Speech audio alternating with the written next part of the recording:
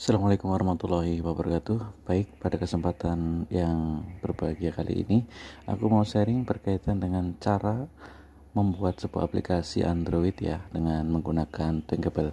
Tapi terlebih dahulu kita akan pelajari secara teorinya terlebih dahulu agar teman-teman bisa paham dengan fitur-fitur ataupun tombol-tombol atau pilot yang ada di Thinkable ini. Nah, Thinkable adalah satu aplikasi atau tool ide open source seperti App Inventor ya. Saat ini Thinkable yang satu-satunya tersedia dalam pembuatan aplikasi berbagai jenis mobile, yakni Android dan iOS, dalam keperluan programmer atau developer mobile. Thinkable ini bisa membuat aplikasi Android yang menghasilkan duit melalui pemasangan iklan AdMob. Nanti akan kita bahas pada pembahasan berikutnya ya. Nah, sistem kerjanya sama dengan seperti App Inventor. Apabila kamu pernah menggunakan App Inventor, maka kamu tidak bingung atau kesulitan. Fitur-fitur Thinkable ini lebih banyak daripada App Inventor.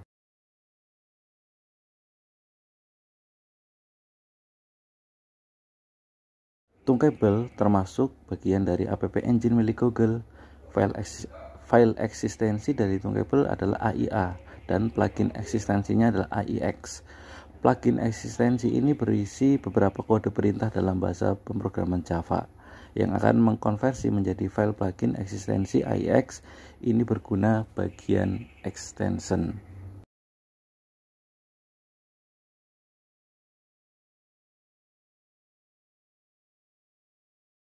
Hal yang harus diperhatikan ketika menggunakan Thinkable adalah kapasitas file, yaitu hanya maksimal 10 MB.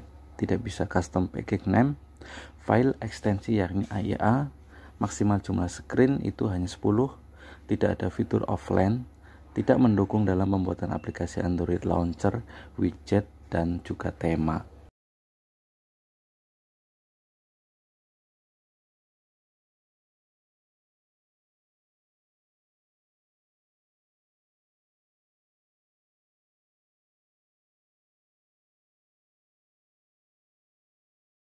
Kemudian lanjut ke spesifikasi pemasangan aplikasi Android. Di sini menggunakan Android dengan minimal SDK versi 16. Nah, dengan target Android yaitu untuk SDK versinya 26 atau sering disebut dengan Android Oreo.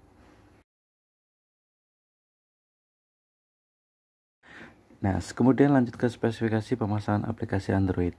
Android Min SDK versi adalah API level minimum yang diperlukan agar aplikasi bisa berjalan di dalam smartphone Android.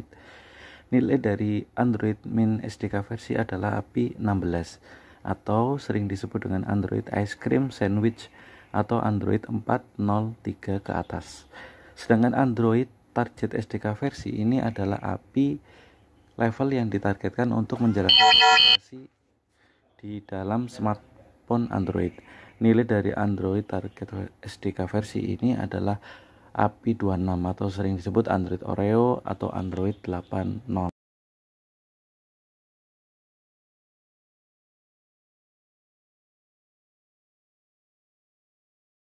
Oke, selanjutnya kita masuk ke tampilan dashboard pada Thinkable Designer ya. Ini adalah tampilan designer. Jadi seperti user interface-nya itu mau dibikin seperti apa. Ini adalah contoh desain yang kita buat secara online ya. Jadi tampilannya seperti ini, ada menu-menu. Kemudian ini adalah dashboard pada Thinkable untuk blok-blok, yaitu sebagai perintah. Nah, logiknya ini di bagian seperti ini. Jadi ada dua ya, designer dan juga bloknya. Nah, sekarang saya akan jelaskan tentang tampilan ya, bagian-bagian dashboard pada Thinkable. Yang pertama adalah menu project. Di menu project ini adalah ada apps. Artinya menu ini berfungsi untuk membuat project baru, mengunduh, melihat, menyimpan, mengedit, dan menghapus project yang ada, mengunggah project yang ada di dalam komputer maupun mobile, beserta membuat, menghapus, mengimpor, dan mengekspor keystore di dalam project. Nah, kemudian menu tes. Tes di sini menunjukkan berfungsi untuk menguji aplikasi yang di dalam project melalui emulator maupun smartphone atau via USB atau scan barcode.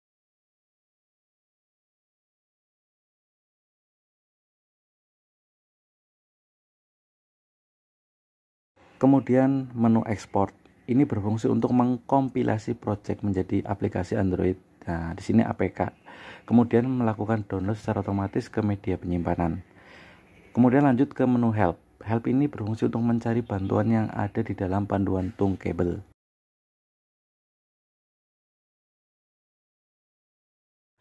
Lanjut ke menu palette.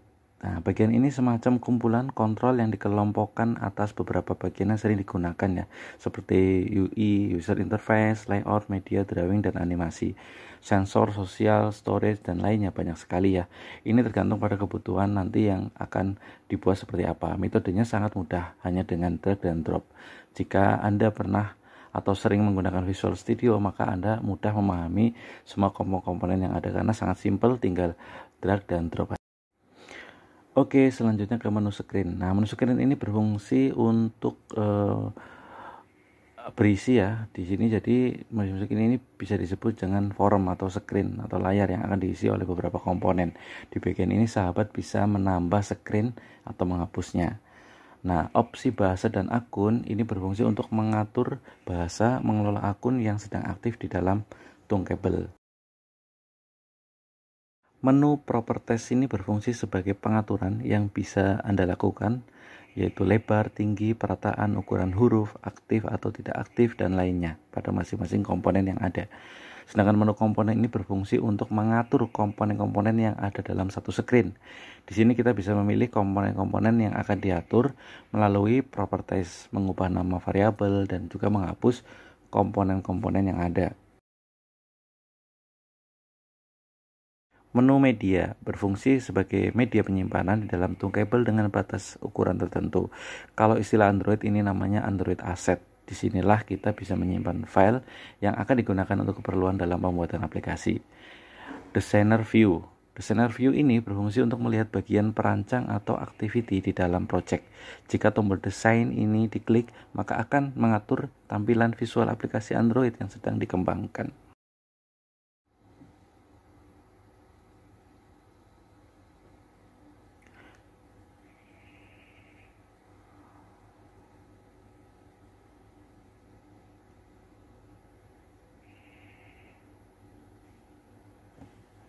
Kemudian menu blok dan view berfungsi untuk melihat bagian program yang berisi blok-blok.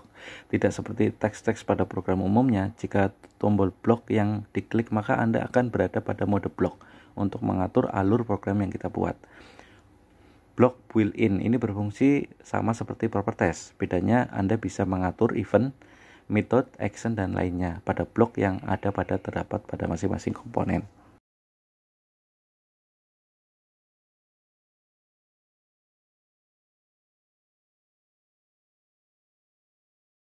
Menu backpack.